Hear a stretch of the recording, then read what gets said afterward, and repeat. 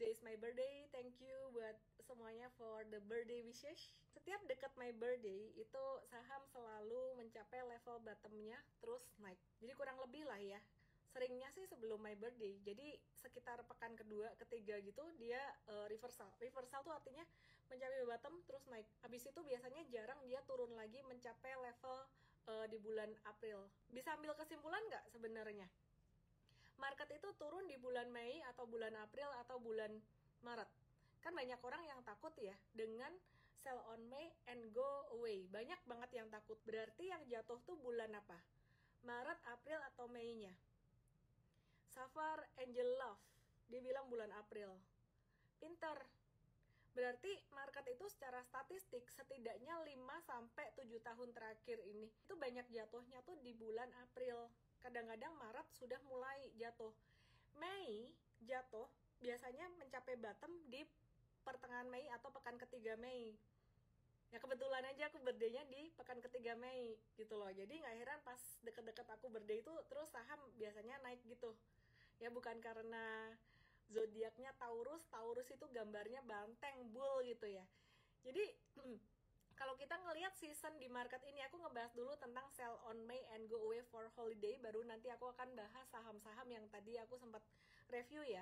Sebenarnya banyak orang ketakutan dengan istilah itu. Aku mau ceritain dulu. Keluarnya istilah ini tuh karena apa sih? Karena banyak investor gede di bulan Mei itu mereka buang barang, terus muterin duitnya ke instrumen investasi yang lain, yaitu obligasi. Hal itu membuat pasar saham jadi agak sepi di bulan Mei sampai dengan bulan Agustus. Tapi sebenarnya kejadian itu tuh sudah mulai terasa dari sekitaran bulan April. April tuh turun sampai Mei, Mei awal turun, dan Mei pertengahan, pekan ketiga mencapai bottom. Biasanya Juni, Juli agak naik dikit, dan secara statistik dalam setahun banyak jatuh di bulan Agustus. September juga, Oktober itu keulang lagi kayak yang terjadi di Maret April. Nah, Oktober itu bottom market yang cukup gede. Jadi kalau mau nampung di situ gitu ya. Oke, ada yang bilang serok. Wah, udah boleh serok nggak sih? Ini udah pekan ketiga Mei. Jangan-jangan ini perbankan jatuhnya tuh nggak signifikan, jatuhnya nggak seberapa, abis itu naik lagi. Gimana dong? Ada nyerok, sekarang keluar istilah Stephen Johari bilang nyekop. Apakah ini udah waktunya nyekop? Nah, kalau aku ngelihat market bearish dari tahun ke tahun sebelumnya, Maret April tuh kan jatuhnya kan nggak seberapa ya, ya kayak bearish kecil. Mei itu bottom kecil. Biasanya Mei itu bottom kecil kalau pas market bearish ya. Terus Juni Juli dia naik, Agustus September, Oktober jatuh, itu Oktober dia bottom gede. Jadi kalau menurut aku sih kalian mau nyendok-nyendok boleh, tapi kalau nyekop jangan dulu deh. Kenapa? Karena kita nggak tahu ya nanti The Fed sentimennya gimana dari The Fed. Jangan-jangan nanti di bulan Juni-Juli naik terus habis itu jatuhnya lebih gede kan. Ya kalau mau trading nggak masalah, trading tuh nggak masalah. Tapi kalau investor, nafasmu harus panjang. Modalmu itu harus pakainya wise pelan-pelan. Kecuali kamu trader kalau kamu nyerok ya harus berani tegas jualannya. Trader tegas masuknya, tegas jualannya. Kita mau review sekarang sektor perbankan. Aku review di depan karena kalian mestinya udah ngerti sih dari kemarin-kemarin juga nggak ada yang signifikan gimana. Perbankan tuh kita nge-review dia bakalan naiknya tuh temporer atau sementara doang, dan dia bakalan sideways. Jadi tolong digaris bawahi, aku bukan view-nya perbankan ini bakalan jatuh downtrend, tapi jatuhnya jatuh ke samping zigzag gitu, sideways. Nah, view-nya kayak gini kira-kira. Ini kita lihat dulu IHSG. Hari ini turun, normal aja. Ini bukan tanda crash, bukan tanda bearish.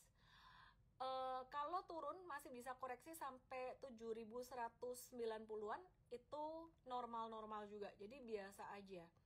Ya, jadi makanya kemarin last week Jumat itu buat yang belum dapat perbankan, kita kasih tahu jangan buru-buru, jangan kejar bankingnya karena masih bisa ada koreksi lagi, masih bisa dikasih diskon lagi dikit-dikit gitu.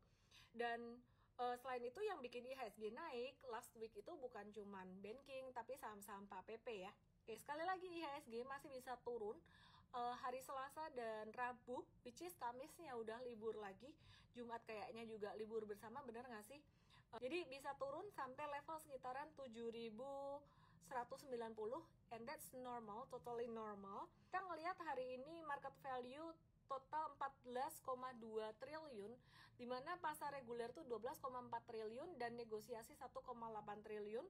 Asing net buy cuma 2 hari doang, abis itu asing net sell lagi. Net sell-nya di saham-saham big banks masih. Di BMRI jualan 330,7 miliar, terus Bank Rakyat Indonesia 301,8 miliar, jadi barangnya asing itu masih banyak. Terus BCA 169,4 miliar, cuan 43,3 miliar, dan SMGR di net sell 36,5 miliar. Jadi itu saham yang banyak dijual asing. Lihat, ada satu yang menarik di sini, ada cuan. Cuan itu asing net sell 43,3 miliar. Oke, aku akan bahas cuan nanti ya. Kita mau review dari BMRI dulu yang di net sell paling gede hari ini. Tidak ada BBNI di sini yang di net sell gede sama asing, tapi 3 big banks lainnya ada. Jadi kita review dari BMRI dulu, dan pastinya aku tahu banget kalian penasaran sama BRI dong.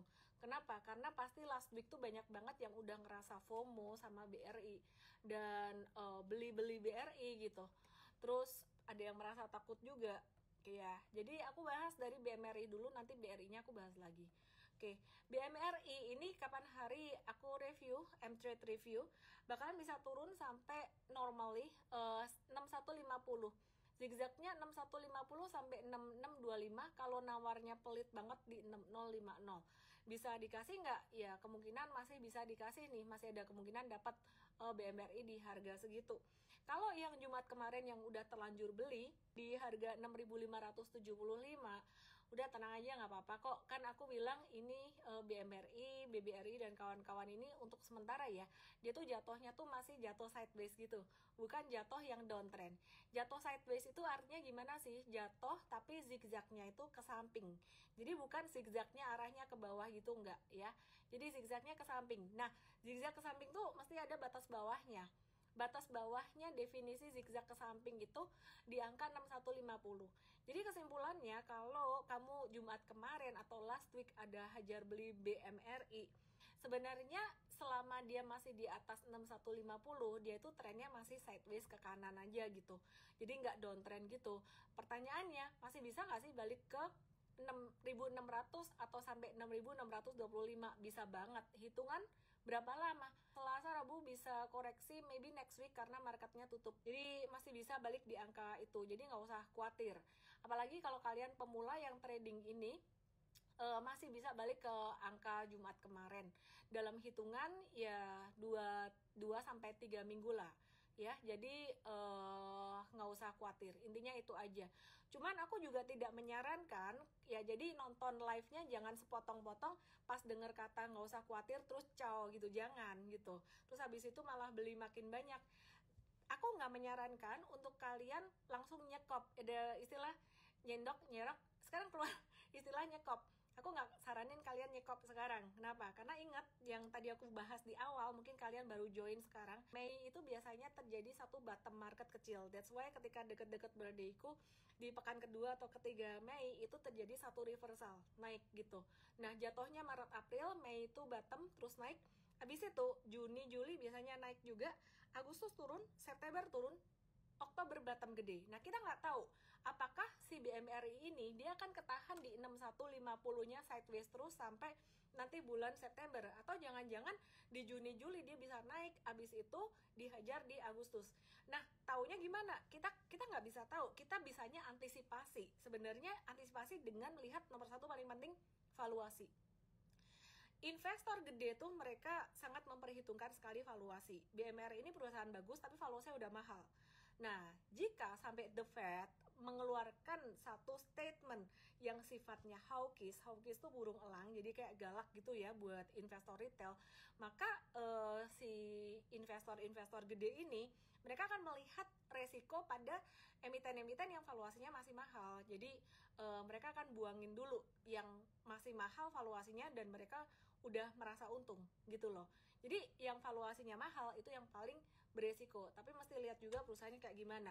Sebelum aku lanjut ke saham yang lainnya yaitu BCA, BNI, BMRI, terus saham-saham PP, terus metals, commodity, aku mau cek dulu di komen paham nggak sih yang aku omongin? Terus aku mau bahas tentang Presiden Iran yang ada kecelakaan maut, itu gimana nanti efeknya ke harga saham oil. Anyway, thank you so much buat yang baru follow aku, banyak banget followers baru.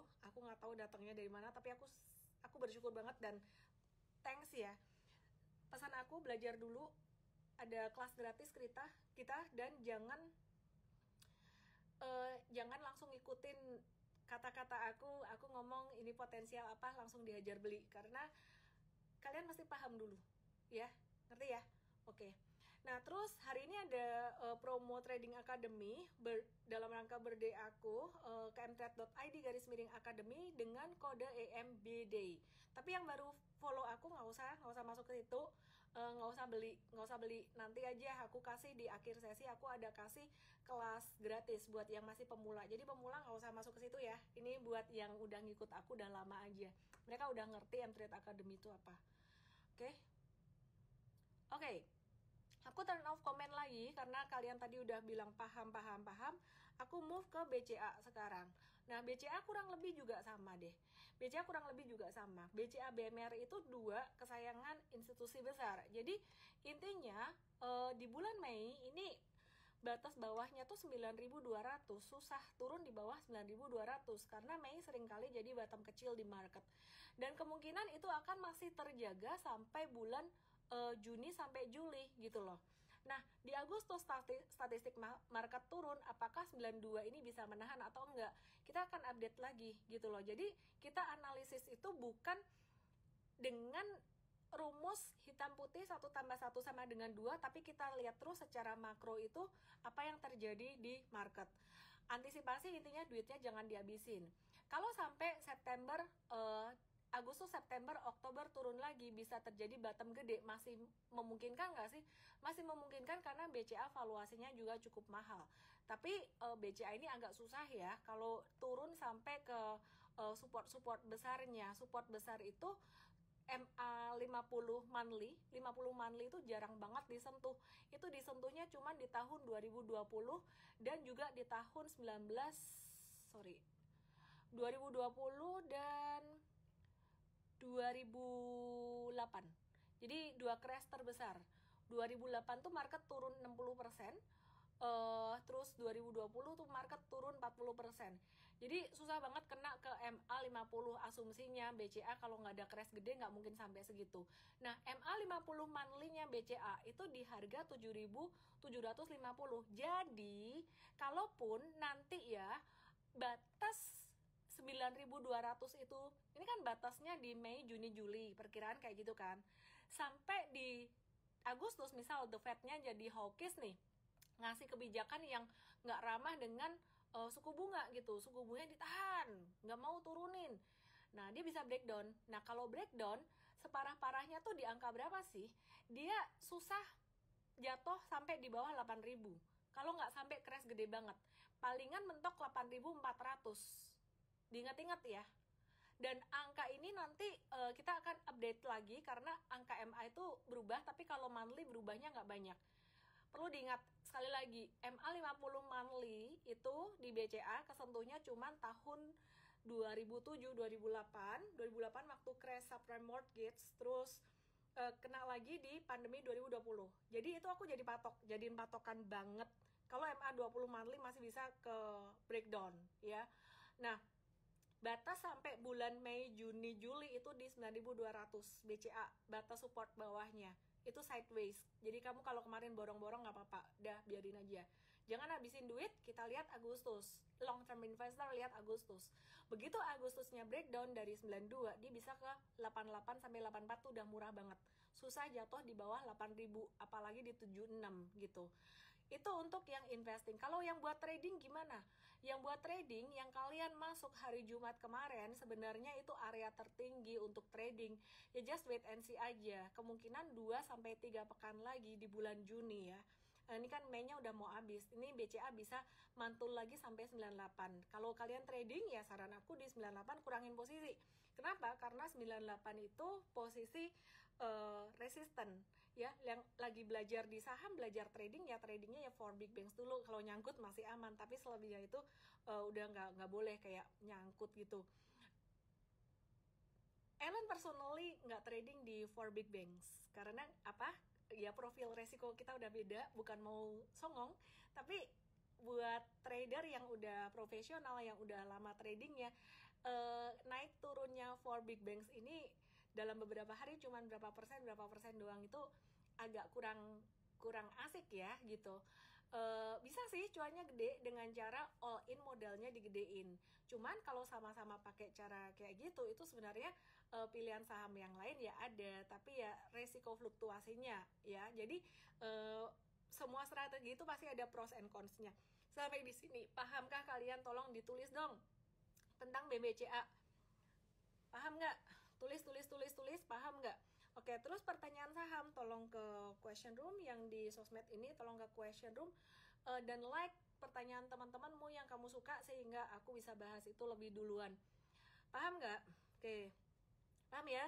Aku jelasinnya pelan-pelan. Aku tahu di sini profile kalian tuh various banget. Ada yang udah ngikut aku 4 tahun sejak pandemi kemarin, ada yang dari tahun 2010 udah ngikutin aku. Yang udah ngikut lama tolong bersabar karena di sini banyak teman-teman yang followers baru. Aku akan coba menyeimbangkan materinya, oke ya? Yang baru join, aku cuma mau kasih tahu sesi aku Senin sampai Jumat. Kalau market buka ya, kalau market nggak buka aku nggak nge-live. Ini aku baca saham harian, analisis saham harian, dan kasih tips saham. Tapi kalau untuk ilmu sahamnya ada di Mvestart. Aku share itu gratis di akhir sesi nanti. Aku akan lanjut ke BBNI sebelum akhirnya ke BBRI. Nah, yang udah ngikut dari tadi aku bahas BMRI dan BBCA, pastinya udah ngerti banget kira-kira BMRI ini aku bakalan ngomong apa. Palingan kalian tinggal nanya batas bawahnya di mana sih bulan Mei sampai Juli ini untuk BBNI. Batas bawahnya di 46, is very easy to spot gitu kalau kalian udah ngerti ilmu di Trading Academy atau di Mvestart. 4.600 ini batas bawahnya. Dan angka 4.600 dan beberapa angka yang aku sebut batas bawah tadi ini bukan kalian anggap itu harga mati Mei sampai Juli harus segitu. Semuanya tetap probability, karena aku melihat secara statistik, semua pakai statistik ya. Di Mei itu kan mantul gitu loh. Nanti kalau sampai angka itu kejebol dan nggak valid, kita akan kasih tahu real time di M-Trade. Jadi semuanya probability ya. Aku melihat ini secara probabilitas. Nah, BBNI ada potensi untuk bisa ada nguji atau potensi ada koreksi di 4.600 mungkin dalam beberapa hari ini, and that's totally normal. Mungkin nggak kena di 46, bisa nggak sih kena 48 aja? Bisa. Kenapa? Karena yang aku bilang 46 itu adalah batas bawahnya. Jadi bisa aja dia turun dikit di 48, mantul lagi nggak di batas benar-benar bawah. Logikanya kalau lagi sideways, saham lagi sideways atau apapun sebenarnya, mau forex mau crypto, sideways itu pertarungan bull dengan bear, dia 50-50 kekuatan naik dan turunnya. Kalau di saham Indonesia kita bisa lihat volume sebenarnya lebih tinggi yang hijau atau yang merah. Sebenarnya kalau volumenya hijau lebih tinggi, itu bull atau daya beli lebih kuat daripada bear atau tekanan jual. Tapi aku melihat kali ini masih seimbang ya. Dan di 2 Mei itu BBNI ada bantingan atau buangan gede sama kayak BMRI, dimana aku melihat ini baru awal distribusi, sehingga nggak wise kalau atau belum oke ya kalau aku bilang ini akumulasi gitu loh. Jadi tekanan jualnya di BBNI, BMRI masih cukup gede. Intinya gimana pada maunya Intinya adalah kamu kalau mau trading dekat 4.600, kalau BBNI itu nyendok untuk trading atau mau nyerok untuk trading sebenarnya tergantung kegilaanmu sih, tergantung keberanian kamu menghadapi resiko gitu loh. Kalau kamu gila artinya kamu berani rugi, berani ngadepin resiko, nggak stres, ya nggak apa-apa, silakan gitu. Asal anak istri masih damai sejahtera bisa makan, jangan sampai nggak bisa makan aja. Ekstrimnya ya, bercandanya gitu. BMRI batas bawah kalau mau trading di 6150, meskipun aku sendiri nggak trading itu karena buat aku cuannya kecil, tapi pemula nggak apa-apa kalau mau belajarnya dari situ. BBNI tadi aku ulang batasnya di 4.600. BBCA ya itu sebenarnya level-level nawarnya di dekat 9.200 di situ. Sampai di sini kira-kira paham apakah perlu aku bahas BBNI batas bawah di monthly? Perlu nggak sih? Kalau aku sama-sama diskon semuanya, yang aku pilih antara BBCA atau BMRI atau BBRI. Nah, dia beda. Kalau BCA MA 50 monthly susah kesentuh, BBNI ini MA 200 monthly yang susah kesentuh. MA 50-nya di monthly gampang banget ke jebol. Jadi nggak usah ya, BBNI aku udah nggak kasih batas monthly ya. Monthly itu untuk long term investor. Oke ya? Oke. Gak usah lah, ngapain kebanyakan saham, kalau sampai crash jatuh ya dipilih yang paling favorit lah dari institusi, karena paling cepat naiknya nanti. Dari 4 itu BNI paling laggard, naiknya paling lambat. Oke, sekarang ke BBRI. BBRI ini trending topik banget beberapa 2 bulan 3 bulan terakhir, karena dia sebenarnya jatuhnya yang jatuh duluan, jatuh pertama gitu loh, dibandingin dengan BMRI sama si BBNI.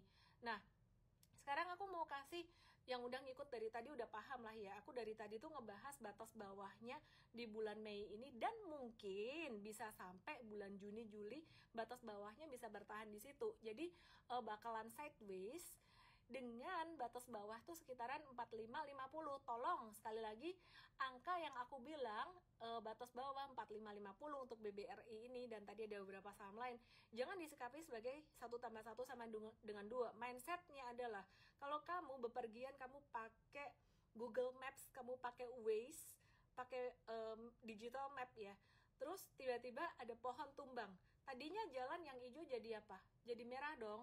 Terus kamu masih mau ngeyel nggak? Ih, gimana sih Google Maps? Tadi bilang ini lewat sini, sekarang merah. Ya udah, tetap saya jalan lewat situ. Ya mau gimana? Itu namanya situasi gitu loh. Jadi kalau ada pohon tumbang, ada apalah, tiba-tiba ada yang mogok, macet di tengah jalan, itu tiba-tiba dari hijau jadi merah, ya belok lah gitu ke tempat yang lain. Dari pengalaman Miss di suku bunga The Fed naik tinggi setelah crash, lalu ketika diturunkan, market saham akan sebulu gimana kah? Apakah akan seperti, jadi gini, ini udah ilmu makro yang agak-agak advance sebenarnya. Aku mencoba menjelaskannya sesimpel mungkin supaya yang pemula paham. Singkatnya gini ya, kamu kalau ngelihat kondisi market lagi gak bagus situasinya, misalkan lagi mau ekonominya gak bagus kayak tahun 2007-2008 ada krisis subprime mortgage gitu ya, atau di pandemi kemarin. Nah, gimana caranya supaya ekonomi itu gak berhenti, tetap berputar? Simpelnya tuh ada kebijakan stimulus dan fiskal, bahasa kerennya. Bahasa gampangnya adalah cetak duit sebanyak-banyaknya, suku bunga diturunin sampai 0. Itu yang dilakuin Amerika. Kenapa? Supaya ekonominya bisa bergerak terus. Ekstrim banget pada masa pandemi kemarin. Jadi secara real ekonomi itu benar-benar tumbang banget di pandemi kemarin tuh, puarah seluruh dunia. Tapi yang aneh, pasar sahamnya tuh enggak. Pasar kripto apalagi ya. Jadi pasar sahamnya cepat naiknya. Kenapa? Karena itu tadi, duit yang beredar di masyarakat banyak, tapi sebenarnya nggak dipakai buat apa-apa gitu loh, jadinya stagflasi. Nah, hal ini sangat berbeda dengan tahun 2007-2008. 2008 kan ada crash gede ya, subprime mortgage. Secara real, ekonomi dunia itu nggak tumbang.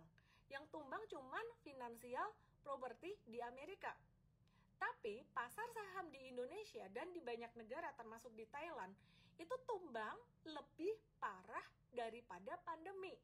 Jatuh 60%, demikian juga di Amerika. Naiknya pelan-pelan. Mau tahu nggak kenapa? Karena kebijakan moneter dan fiskalnya tuh pelan-pelan. Mau ngerti nggak sih kebijakan moneter dan fiskal? Translation gampangnya adalah cetak duit dan nurunin suku bunganya itu pelan-pelan, tapi lama. Kalau di tahun 2020 pandemi itu langsung cepat dipotong semuanya, suku bunga potong 0, cetak duit banyak.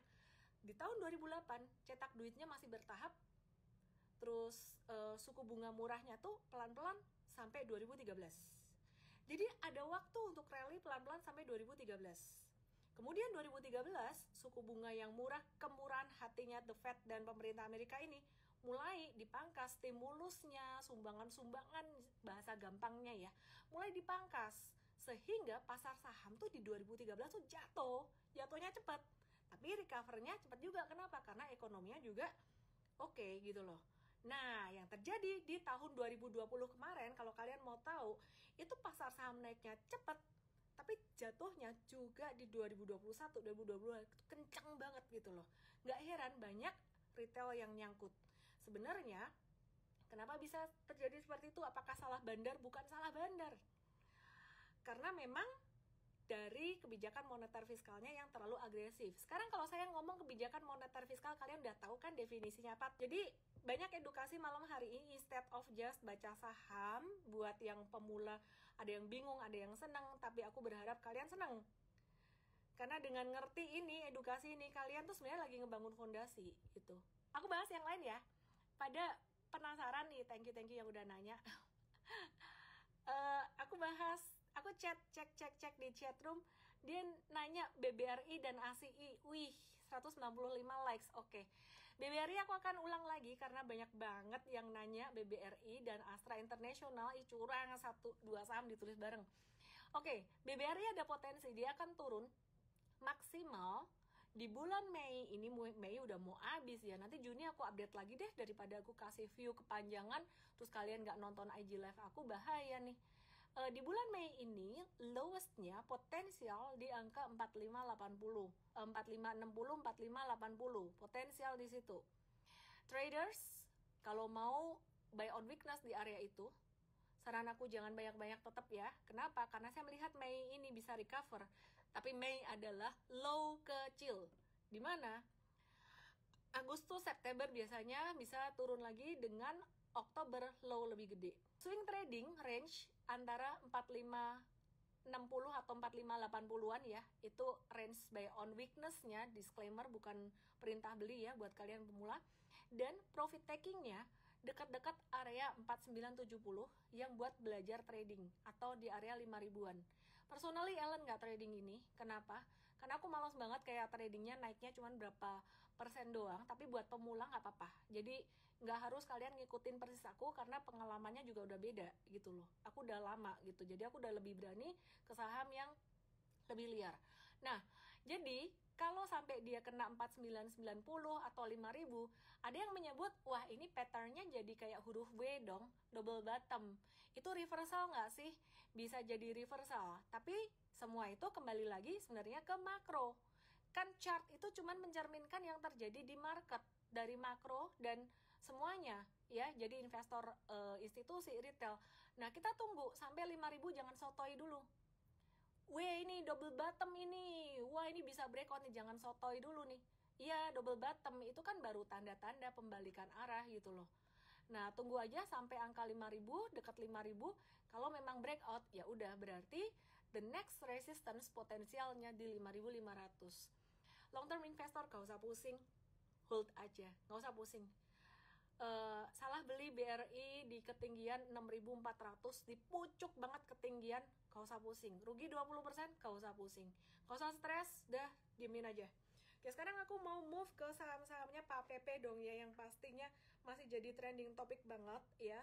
Siapa di sini punya saham-saham kayak Brand, Cuan, BRPT, TPIA, Shalala? Hari ini BRPT roller coaster, pasti banyak yang kena mental horor. Masa sih? Coba tulis di komen. Yang nggak punya ya tulis aja nggak punya. Yang punya tulis perasaanmu apa. Gila, seneng banget dapat cuan atau stres. Aku mau ceritain, bahas sampai nanti di akhir ada saham potensial dari sektor yang lain. Jadi follow sampai habis. Mari kita bahas sekarang. Disclaimer dulu, saya bukan sedang merekomendasikan Anda untuk beli saham-saham berikut ini yang saya mau bahas. Karena satu, resikonya tinggi buat kalian yang masih pemula, baru join aku, baru follow aku, kalian nggak boleh beli ini. Karena resikonya bisa ARB berturut-turut, ARB itu jatuh terus nggak ada bayarnya berturut-turut. Itu pernah terjadi di saham Cuan dan beberapa saham lainnya, di sahamnya Pak Pepe Januari kemarin. Oke, sekarang aku mau bahas aku bahas cepat aja. Yang penting kalian ngerti, gak usah complicated lah. Dibahas bid overnya lah, fundamentalnya ini itu, pokoknya gerakan harga sahamnya tuh mau kemana, udah gitu aja lah. Gak usah complicated, kita biar bisa simplify. Kalau mau belajar caranya gimana, ada di Trading Academy. Sebenarnya ini kalau dibilang bandarmologi ya bandarmologi, kita membaca arah gerak smart money itu kemana gitu. Simpelnya, brand ini udah overbought, alias udah ketinggian pakai banget dan udah irrational. Bulan Mei di atas, perhatikan patternnya brand. April sama dengan bulan Oktober 2023. Mei sama dengan November 2023. Ya, udah mulai zigzag di atas. Juni sama dengan Desember 2023, bukan angka harganya, tapi pattern candle-nya secara monthly chart. Kesimpulannya, di bulan Juni nanti, brand ini akan ada banyak sideways-nya. 10.95 sampai 12.000. Hati-hati di bulan Juli. Bulan Juli bisa terjadi bantingan. Bantingannya bisa seperti di Januari 2024 dan banyak ARB. Sotoy lo, emangnya bisa tahu arah gerak bandar? Ya nggak bisa tahu. Saya kan melihat patternnya dia kalau mainin geraknya gimana gitu loh. Bandarnya nggak tahu ya, saya nggak mau sujon brand ngegerakin sahamnya sendiri, kagak. Bisa jadi orang lain lah, orang kaya yang lain, belum tentu Pak Pepe mah baik hati ya, pembagi cuan gitu. Oke, balik lagi. Kalau misalkan si smart money, si Bank BD ini tiba-tiba besok kesel nih, dibilang, wih Ellen May sotoy, saya mau buktikan dia salah, besok di ARB-in 7 hari berturut-turut, bisa nggak? Bisa. Jadi apa yang saya lakukan di sini membaca ini adalah antisipasi. Kesimpulannya, brand udah oversold. Karena patternnya sangat mirip dengan pattern di bulan Oktober, ya. Mirip di bulan Oktober, di mana mirip di bulan November, di mana November itu adalah kenaikan bulan kedua. Yang terakhir itu di Desember, yang potensial terjadi di Juni nanti, dan itu udah sideways, habis itu turun. Bisa terjadi lebih cepat turunnya. Oke, bandarnya nonton ini udah pasti. Aku say hi dulu. Hai. Thank you ya udah bagi-bagi cuan buat retail. Udah ngasih retail kesempatan nariknya tuh banyak. I bet ini bandarnya banyak duitnya, kaya. Kalau bandarnya, sorry itu saya, aku ngomong aja padanya, kalau bandarnya miskin, dia nariknya tuh cuma seuprit buat scalping doang, seret 2 hari jatuh lagi. Jadinya chartnya kayak detak jantung di ICU tuh, naik dikit turun lagi, naik dikit turun lagi. Tapi kalau bisa sampai uptrend panjang, mungkin ya, ini aku asal ngomong aja nih, jangan sujon nih, mungkin BD-nya duitnya banyak banget. Oke ya, bandarnya siapa? Mana aku tahu. Aku kan cuma ngebaca chart. Saya kan kayak kalian ya, retail, remah-remah rengginang. Pecinta cuan, bukan saham cuan. Oke, kita lanjut ke TPIA. Singkat cerita, TPIA udah oversold juga. You have to be very careful di sini. Jadilah retail atau ikan kecil yang bijaksana ngikutin ikan gede, tahu diri. Kalau udah ngikutin ikan gede, udah sampai di sini, jangan banyak-banyak ya. Udah mulai profit taking. Mungkin ngeholdnya dikit aja. Oke, Ellen kok kayak gitu sih, lagi asik-asiknya untung, lagi asik-asik acuan di rem-rem gitu. Ya nggak apa-apa sih kalau nggak mau ngerem gitu. Kalau nanti jadi tempat cuci piring kayak di saham cuan di Desember ini, tiba-tiba ARB berturut-turut, ya udah. Paling nyangkut, salah nggak apa-apa nyangkut. Nyangkutnya kalau duit kecil nggak apa-apa gitu. Cuan gimana cuan? Cuan masih bisa naik. Cuan ini masih bisa naik. Dan kata-kata saya ini tolong disikapi sebagai analisis saja, bukan sebagai recommendation beli. Cuan ini zigzagnya, dia masih menurut saya masih ada ruang untuk naik upside, bahkan bisa mencapai level tertingginya 13.450. Tolong disikapi, bukan untuk serakah, tapi untuk kalian yang nyangkut-nyangkut bisa keluar. Dan cuan ini memang secara volume yang ijo-ijo masih gede, jadi ya memang masih ada ruang gitu loh. Sehingga kalau kalian mau scalping atau mau trading jangka pendek, sebaiknya di cuan aja. View aku belum berubah, view aku jarang berubah, jadi kalau yang ngikutin setiap hari pasti gampang ngertinya. Disclaimer on very high risk di saham-saham ini. Aku bahas bukan sebagai satu recommendation beli, tapi karena lagi trending aja. BRPT hari ini benar-benar liar banget, udah jatuh 10,45%, tapi masih bisa naik. Jadi kalau kalian mau buy on weakness, buat yang udah experience terbiasa cut loss, yang nggak terbiasa cut loss, jangan masuk saham ini ini bisa ngantri sekitaran level dan lihat sikon ya 1070 sampai 1100 dan nggak harus beli ya. Aku cuma kasih tips aja daripada kalian yang nyangkut di pucuk kalau kalian mau trading ini. Jadi pilihannya antara BRPT atau cuan itu tadi. So ingetin sekali lagi, ini bukan rekomendasi beli, bukan suruh kalian beli, resikonya tinggi, oke ya. BRPT cuan liao-liao terus Ci, cuan liao-liao, oke ya. mantep. Yang udah expert silahkan, kalau mau trading resiko, yang penting semua ngerti, oke ya. Siapa pemula di sini yang baru follow aku? Siapa pemula? Habis ini aku mau bahas saham-saham metals. Cakep metalsnya. Yang trading udah moderat, kalau tadi pemula banget kan tradingnya di big banks, terus yang udah expert berani cut loss tadi di saham-saham PP, mungkin teman-teman yang lain. Kalau yang moderat nggak terlalu ngegas dan nggak terlalu lambat, nah abis ini aku bahas nih. Nih lihat nih, nikel udah beberapa hari kemarin kita bahas kan, uptrend tapi sideways gitu, jangka menengah uptrend tapi jangka pendek sideways. Sekarang jangka pendeknya ikutan uptrend, jangka pendek ikutan uptrend. Bisa naik sampai level berapa sih nikel ini? Bisa naik sampai level berapa? Masih ada upside sekitaran sampai 1 bulanan lagi untuk harga nikel. Nah, harga nikel naik kencang 14% dari tanggal 13 Mei kemarin. Dalam seminggu terakhir udah naik 14%. Efeknya ke mana dong? Udah pasti ke saham-saham nikel. Coba aku buka di chatroom, kalian punya saham apa aja, atau mungkin kalau nggak punya ya tulis aja saham nikel itu apa aja. Oke, yang pertama aku akan bahas, instead of Inco, aku bahas NCKL dulu ya. NCKL ini liquidity-nya kecil, tapi biasanya saham-saham yang liquidity kecil, bid offer kecil tuh larinya kenceng. Tapi ini bukan buat pemula. Jadi yang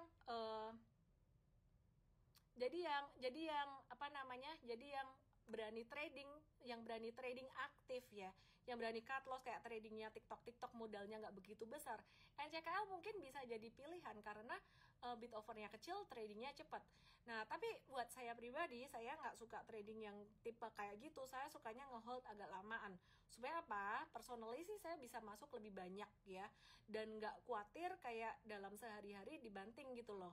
Jadi kalau likuiditas kecil, bid offer kecil, itu bantingan secara harian lumayan signifikan. Jadi yang punya NCKL silahkan ngehold. It's not a buy recommendation di angka sekarang ini. Kalau mau buy, kalian bisa nawar 970 sampai 1000. Oke, sekarang aku mau bahas Inco ya. Inco itu di M-Trade. Nah, ini M-Trade Academy lagi ada promo, just DM saya M-Trade Academy ya. My birthday promo, yang baru follow saya nggak usah beli. Ini aku infoin buat yang udah nge-follow saya lama dan udah ngerti akademi itu gimana, trading academy kita. Oke, Inco di M-Trade sekarang lagi ngehold jangka menengah, itu cuannya 21 sampai 27%. Review hold ya, jadi kita nggak ngelola dana. Tulis di chatroom siapa yang ikut kita, Inco cuan berapa persen di M-Trade. Nah, belinya itu, review buy-nya itu jangka menengah itu dari 14 Maret sampai tanggal 27 Maret. Kalau kalian ingat, sebenarnya sejak bulan Februari, pekan ketiga Februari, itu kita udah aktif ngebahas nikel dan juga timah. Waktu itu yang jalan timah duluan. Waktu rame-rame saham timah ada kasus korupsi 271 triliun. Itu kita tradingnya timah dan cuan di timah 2 digit juga, kayak 20-an%. Setelah itu kita pindah ke Inco. Kenapa? Karena kita ngelihat simple banget, sebenarnya trading tuh simple banget ya. Harga komoditinya udah naik kencang tapi dia masih sideways. Nanti kita lihat lagi, yang udah naik tapi masih sideways tuh apa? Setelah Inco tuh apa? Yang mau di watch tuh apa? Oke ya. Terus thank you. Wah, ini M-Traders banyak yang cuan, ada juga yang rugi mungkin. Ya realistis lah ya. Oke, sekarang Inco-nya naik 2 hari kenceng. Yang perlu kalian perhatikan, kenaikan hari ini Inco tuh dia udah jebolin MA 200, jebol ke atas. Jadi trennya si Inco ini trennya tuh strong banget. Gitu. Dan dia potensial besok ya, dia bisa 50-50 antara naik sampai 54 atau sideways. Kalau sideways turun sampai ke 48, kalian nggak usah takut. Yang udah punya di bawah, gak usah takut, Kenapa? Karena itu normal retracement. Yang belum punya just wait sekitaran 4.600 sampai 4.800-an ya. Jadi intinya hold aja, aku hold keras Inco dan aku nggak ngeliatin portfolioku terus karena yang aku lihat tuh pattern harga sahamnya. Oke ya. Abis nikel pasti koper, go MDKA, kata Davin. Mari kita lihat bagaimana kabar MDKA. Menarik juga nih ya, pinter juga kamu Davin. Mari kita lihat ya, MDKA-nya gimana nih. Ternyata si MDKA ini udah naik gitu.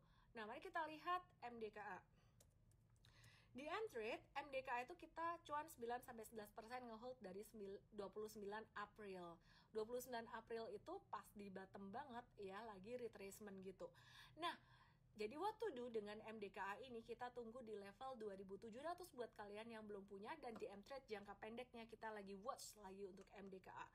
Spesial buat Antam. Antam tuh kalau nggak salah, bener nggak sih hari ini dia lagi come dead atau bagi dividen.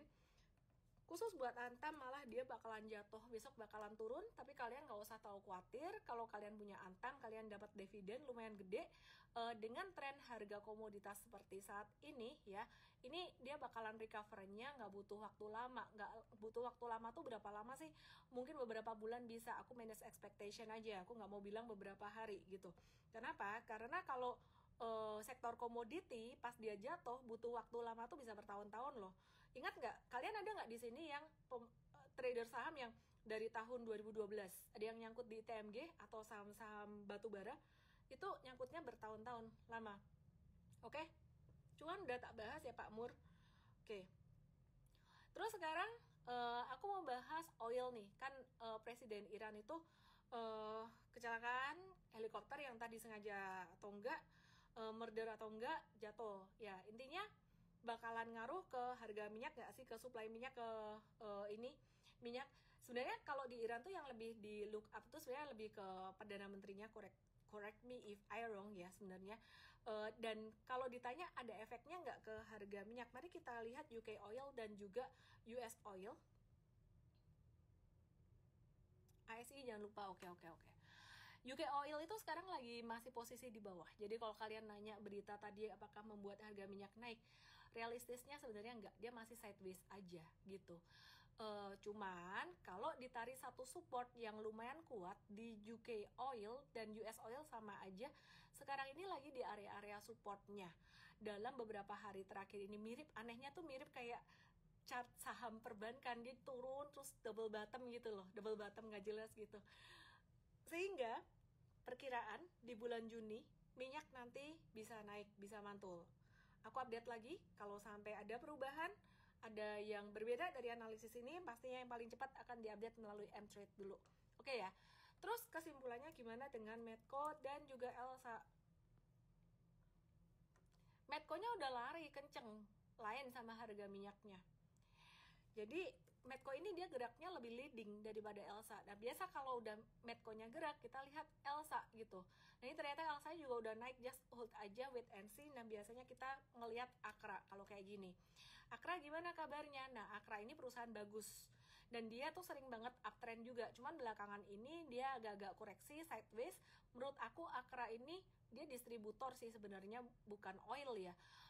Pantas buat ditunggu di area 15.30 sampai 15.80-an ya. Jadi Akra just watch aja. Terus congrats, hari ini lagi banyak dividen. Tulis di chat room siapa dapat dividen PTBA Antam berapa duit, boleh ditulis, boleh nggak tulis portfolio kalian. Aku hari ini dapat dividen PTBA banyak, hahaha, dari pembelian tahun lalu dan hari ini juga, tahun ini juga gitu. Oke, kan udah naik Medcomis, ya makanya jangan buy sekarang. Akra Transporter Tanker, dia ada JP juga, properti industrial. PTBA aku malas bahas karena habis bagi dividen udah pasti dia jatuh. Oke, sekarang aku bahas permintaan kalian. Ini aku ada pin ya, yang udah lama follow aku. Kalau mau ikut trading academy, hari ini ada promo birthday aku, langsung ke mtrade.id/academy. Yang baru follow aku nggak usah beli-beli kayak gitu, just follow aja dulu, nanti ada kelas gratisnya kok. Oke, yang mau kelas gratis langsung aja DM aku, mvstart, nama, email, WhatsApp, DM aku aja. Wait, tadi pada nanya Astra International, biar PT udah tak bahas jadi aku hapus. Big Bang Sideways sampai kapan sudah dibahas, ASII. Oke, baiklah, mari aku bahas ASII, termasuk trending topik di sini pada mau nanya, simple aja ASII. Daripada ASII ya, sama-sama konglomerasi, sama-sama isinya macem-macem, aku milih perusahaan investasi. Apa coba perusahaan investasi? ICI masih berat ya, kalau ditanya uptrendnya kapan masih berat, batas bawah di 4530, selama nggak di bawah 4530 dia nggak semakin downtrend, itu aja. Jangan trading dulu karena tren turunnya itu deras banget, dan kalau dia kena 4530 tuh pantulannya tuh sifatnya pendek doang. Dan ASI ini sebenarnya dia berat di AALI. AALI itu belum ada return yang bagus, terus otomotif juga lagi agak slow down. UNTR yang sebenarnya agak membaik baru mulai membaik ya, meskipun average selling price nggak sebagus tahun 2022 gitu, tapi impactnya ke ASI masih agak-agak berat, agak-agak lama gitu. Dan satu hal, investasi dia ke GoTo ya bukan secara operasional sih dampaknya, tapi sepertinya ini cukup menjadi perhatian investor yang semoga saya nggak sotoy. Gerakannya tuh mirip banget kayak dengan TLKM juga, yang dia punya investasi cukup besar di GoTo, tapi selain itu ya kinerja dari perusahaan itu sendiri sangat mempengaruhi ya. Untuk Astra International sekarang masih sangat lambat ya untuk otomotifnya, dan juga dari CPO-nya juga masih lambat gitu. Untuk trader kayaknya nggak dulu. Kalau untuk investor jangka panjang, mau dollar cost averaging sebulan sekali dikit-dikit, size-nya jauh lebih kecil daripada saham Big Bank. Sekarang Big Banks-nya lagi ada potensi diskon, kayaknya lebih ke Big Banks dulu ya gitu. Jadi kalau kalian punya duit lebih, kalian kaya, baru deh nyendokin ASII ini. For long term masih oke, ASI for long term masih oke, tapi jangka pendek menengah sampai beberapa bulan ke depan masih agak berat untuk Astra International. Dan tadi kayaknya aku ada bahas beberapa saham potensial lagi yang bakalan, yang belum gerak nih tapi yang potensi gerak, kayak dulu misalkan kita udah bahas Tinsnya di Mtrade udah cuan 20%, terus habis itu gantian apa nih yang bakal jalan, oh Inco, ternyata Inco sekarang udah jalan. Apa yang belum jalan kita bahas di morning briefing Mtrade besok udah jam 9.04. Thank you semuanya for the birthday wishes today. Belajar lebih lanjut di Mtrade Academy. Buat yang masih baru follow aku hari ini, nggak usah masuk ke situ, ini khusus buat yang udah lama aja. mtrade.id/academy dengan kode EMBDAY, my birthday. Thank you semuanya, salam profit.